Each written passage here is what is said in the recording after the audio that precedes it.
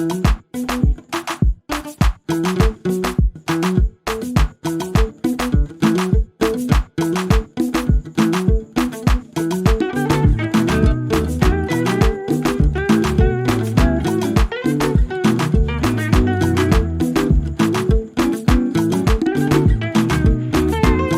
bonjour. Bonjour madame. Qu'est-ce qui se passe au sein de votre parti UDPS? Madame, vous savez, comme c'est le cas dans toutes les autres familles, les petits pépins ne peuvent pas manquer.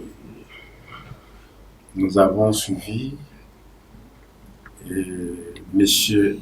Ebamou, qui s'est dit secrétaire général de l'UDPS et qui détient son pouvoir de la convention démocratique du parti. C'est curieux et très étonnant parce que en 2018, l'UDPS était au Congrès et à l'issue de ce congrès, Félix Antoine Tshisekedi Tshilombo était élevé au rang de président de l'UDPS par élection en main levée. Mais, étant donné que la même année, il était élu président de la République et que, conformément à la Constitution, un chef de l'État a la Constitution d'assurer les activités au sein de son parti politique. Il ne pouvait pas être et à la tête du pays et à la tête de l'UDPS officiellement, activement. C'est ainsi que par délégation du pouvoir, il avait donné un mandat à Jean-Marc Ayrault pour pouvoir jouer son rôle. Parce que le mandat est clair là-dessus. Le mandat dit qu'il pose tous les actes qui sont reconnus au président du parti. Ça, c'est selon les textes du parti. C'est le texte du parti. Okay. Alors, ceux qui disent qu'il est dans l'illégalité, ils se trompent. Parce que je ne vois pas quel autre congrès qui avait été organisé à l'UDPS a eu à donner le pouvoir de donner le mandat ou de nommer secrétaire général à la Convention démocratique de l'UDPS. Ça n'existe pas. Ils disent que les autres sont dans l'illégalité. Mais vous ne pouvez pas reprocher l'illégalité aux autres tout en étant vous-même dans l'illégalité.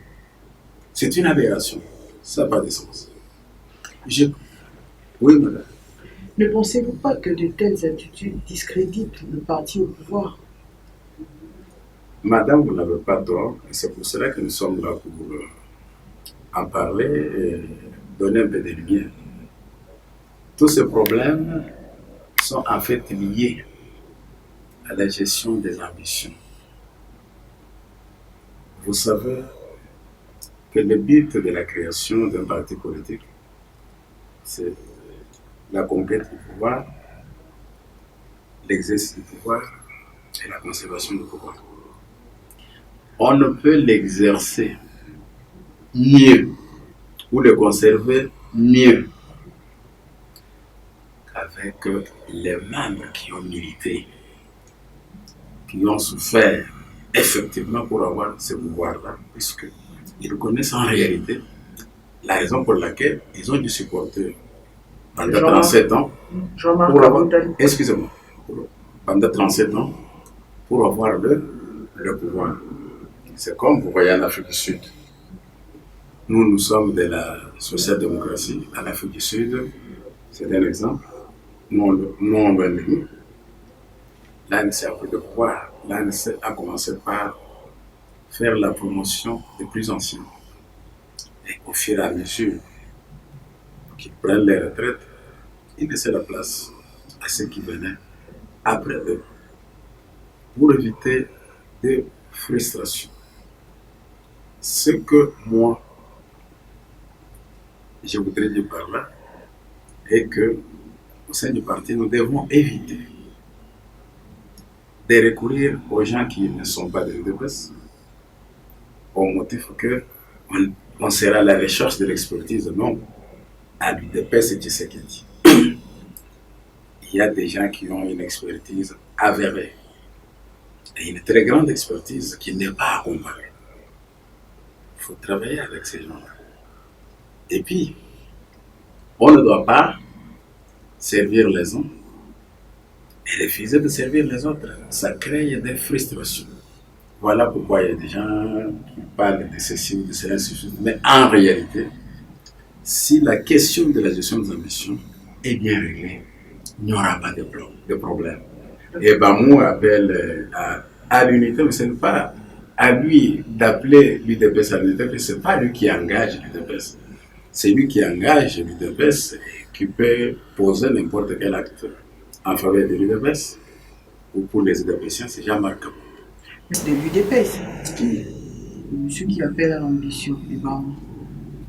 Je dis bien qu'il est un fils de l'UDPS, mais en dissidence avec la véritable hiérarchie du parti. Mais pourquoi lui aussi en tant que fils de l'UDPS, connaissant le statut de votre parti, pourquoi vous n'avez pas cherché à l'interne s'asseoir et puis traiter ce problème, au lieu que ça puisse sortir à nu, que tout le monde sache qu'il y a un problème de leadership? C'est la raison pour laquelle j'ai commencé par vous dire que vous ne pouvez pas considérer que les autres sont dans l'égalité, tout en étant vous-même dans l'illégalité. Ça, c'est de un. De deux, il n'a jamais écrit à la hiérarchie officielle du parti pour donner son cahier de revendications. Il ne l'a jamais fait. Ou pour donner son cahier de suggestions, de propositions. Il ne l'a jamais fait. Nous sommes tous surpris de le voir devant le micro pour dire ce que nous décrivons aujourd'hui. S'il faut savoir pour quelles raisons, comme il est de l'État, s'il n'a pas fait ceci, cela, c'est à lui qu'il faut poser la question. Donc, selon vous, si vous avez cité, ce sont les démarches que lui doit faire pour que sa voix puisse être entendue par les fils de l'UDPS et qu'ils puissent prendre part à des décisions. Parce qu'on dirait qu'il a aussi besoin d'avoir sa part du gâteau dans le pouvoir. Écoutez, madame, pour avoir sa part de gâteau, il est comme tous les autres membres de l'UDPS. Tous ceux qui ont combattu sont membres de l'UDPS. Ils ont droit, ils ne font pas de la mendicité, ne mendient pas, ils ne doivent pas supplier pour avoir certains droits, puisque tout le monde avait subi les effets des gaz lacrymogènes. Il y en a qui sont tombés sur le côté de balle, il y en a qui ont perdu leurs emplois, qui ont perdu leurs biens, comme tout le monde. Mais le comble en est que, avec ce qu'il fait là, c'est qu'il n'est plus réellement avec nous. Parce que nous sommes sous l'ordre, sous l'autorité de notre hiérarchie. Et notre hiérarchie est représentée par Jean-Marc Kabou. S'il avait une revendication, il devait lui écrire. Et Jean-Marc allait savoir comment le répondre. Mais lui a choisi la voie d'aller critiquer, de faire voir au monde entier qu'au sein de l'UDPS, les gens ne peuvent pas cerner pour trouver une solution à un problème. Alors, qu'il est resté dans sa voie.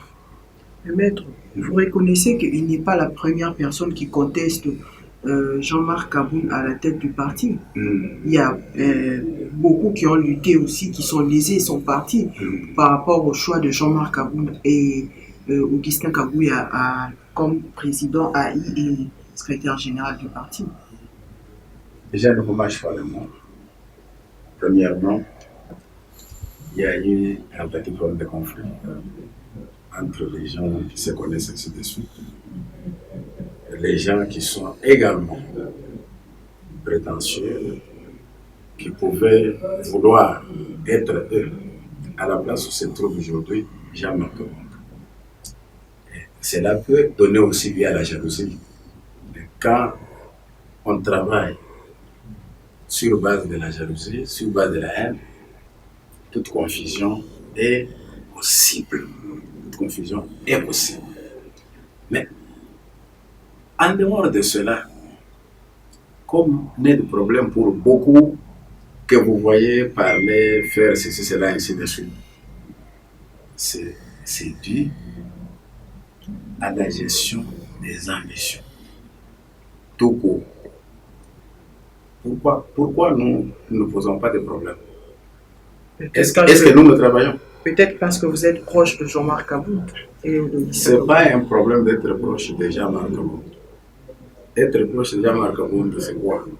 Moi, je ne suis pas membre de l'exécutif du parti. Je ne suis pas membre de l'exécutif du parti. Et je ne suis pas membre d'un organe officiel du parti. Moi, j'appartiens à la structure informelle qui représente la base de l'UDPS. Donc, comme Jean-Marc Aboud sait que je suis respectueux des instructions, je suis respectueux des tests. Si je cherche à lui poser le problème, je le chercherai, il me recevra et il me donnera la réponse à la question que je vais lui poser. Mais je ne peux pas aller sur la place publique et commencer par le dénigrer ou commencer par parler du mal de lui. Non, ça ne ressemble pas. Et pourtant, je ne suis pas nommé. Je suis là. Ce n'est pas l'expérience qui manque. J'ai une grande expérience. Et il n'y a pas que moi. Il y a beaucoup de cadres qui ont cette expérience-là, qui ne sont pas encore retrouvés, mais qui les respectent puisque c'est eux qui représentent l'UDPS. Tu sais, c'est eux qui sont porteurs du mandat. S'il n'y a pas de Félix Antoine Ségué. Il y a une question, mais à vous entendre parler, c'est comme si vous êtes aussi lésé par rapport au temps déjà que Félix Antoine Tshisekedi a accédé au pouvoir. Et on dirait qu'il y a les membres du parti qui ne se retrouvent pas à vous entendre parler. Qu'est-ce qui bloque et il y a une frange de personnes qui se retrouvent pendant que ceux que nous connaissons qui ont vraiment combattu jusque-là, ils sont toujours à dixième en train de revendiquer. Qu'est-ce qui s'y passe? Non, madame. Ce n'est pas parce que je ne suis pas nommé que j'ai fait un problème. Je suis avocat dans ce pays et à l'international. Quand vous m'interrogez là, c'est dans mon bureau, dans mon cabinet d'avocat. Mais si j'en parle, c'est parce que nous avons tous suivi la déclaration de M. Ebamou Kisedi, secrétaire général, que nous avons cherché à comprendre le pourquoi de cette déclaration-là, qui énerve, qui frise l'illégalité à 100%, puisqu'il n'a pas la qualité de se faire appeler secrétaire général, que nous nous sommes dit pourquoi tout ça et comment il faut mettre fin. Nous nous sommes dit que la cause essentielle ne peut être que la gestion des ambitions. D'où je ne peux demander à la hiérarchie du parti de respecter la méritocratie au sein de l'UDPS, puisque l'UDPS a des gens. Que partout où on doit nommer les gens, on retrouve les UDPSiens qu'il n'y ait pas un problème de dire on est allé ailleurs parce qu'à l'UDPS il n'y a pas de nom. Les cadres sont là. Les cadres sont à l'UDPS. Vous avez suivi dernièrement, on parlait d'une nouvelle organisation, d'une nouvelle structure à l'UDPS. L'élite scientifique de l'UDPS. Mais c'est des grands professeurs universitaires. C'est des grands experts, comme nous sommes là. J'ai dit des véritables grands experts. Donc il faut donner du travail à ces gens, à tout le monde. Et comme ça, la paix va revenir, les gens n'auront plus à redire. Et aussi, on peut dire qu'il y a des langues qui se délient en disant que la plupart des gens que le chef de l'État est en train de nommer, ce sont les gens qui ont combattu à l'extérieur du pays, pendant que ceux qui ont combattu ici ne se retrouvent pas. Ça aussi, c'est un problème. Oui, mais le chef de l'État, il est à la commande de l'ensemble du pays, il ne peut pas tout faire, il doit être aidé. Et dans le cas des nominations, qui va l'aider, c'est les partis politiques qui travaillent avec lui, c'est l'UDPS. C'est là où M. Jean-Marc Kaboul et M. Augustin Kabouya ne font pas bien leur travail, si on peut dire ça. Je ne dis pas qu'ils ne font pas bien leur travail, mais je leur demande de tenir compte de la réalité sur la méritocratie dans le cadre de la gestion des ambitions. Si en réalité il n'y a pas d'UDPS, là on peut comprendre. Mais aller prendre des gens en dehors de l'UDPS pendant que les UDPSiens capables sont là, c'est pas bon. Mais il faut comprendre, l'UDPS ce n'est qu'à sa première expérience de la haute politique. Après 37 ans. Après 37 ans de pouvoir, il est normal que les élèves ne puissent pas mentir. Maître, votre mot de la fin avant que le monsieur vous parle. C'est que je peux dire qu'au mot de la fin, à nos autorités et à tous les combattants et combattantes de l'UDPS, et que c'est le moment de ramener tout le monde au calme. Parce que des gens attendent d'être nommés au cabinet chef de l'État, d'autres attendent d'être nommés à la primature, il y en a qui attendent d'être nommés dans le cabinet des ministres, même au portefeuille, dans la diplomatie, ainsi de suite. Il faut réellement donner aux UDPSiens, chacun, selon les mérites qu'il a, la place qui lui convient. C'est ça l'essentiel, puisque ces gens-là se sont coupés en morceaux, se sont battus bec et ongles pendant 37 ans pour le pouvoir que l'UDPS a aujourd'hui. Il n'est pas normal que l'UDPS soit au pouvoir, que ces gens-là continuent à être malheureux. Ça n'a pas de sens. Maître, nous vous remercions. Merci beaucoup, madame. Chers téléspectateurs, nous vous disons merci. Nous avons besoin de vos questions, de vos suggestions. Nous osons croire que ce n'est pas la première et la dernière fois que nous aurons à avoir Maître Kodo dans le cadre de notre émission Politique Autrement. Pendant ce temps, je vous remercie et je vous dis à bientôt. Merci.